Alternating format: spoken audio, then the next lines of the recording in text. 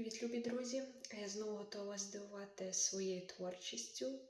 Це буде 2 вірша.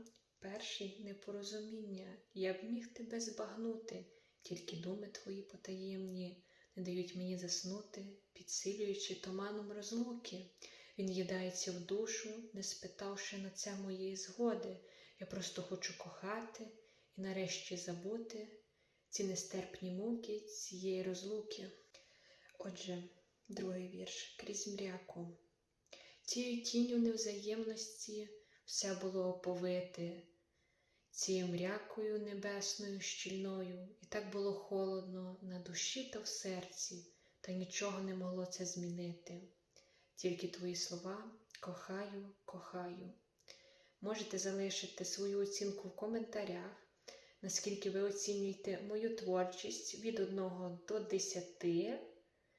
Ну, і бувайте!